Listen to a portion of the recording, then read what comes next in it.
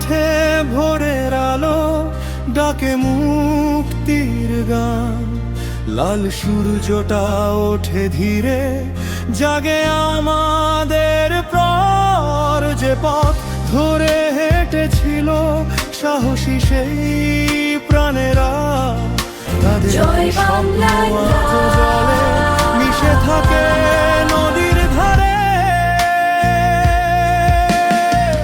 ছিল কঠিন, ছিল অন্ধকার, তবু ছিল আশার আলো।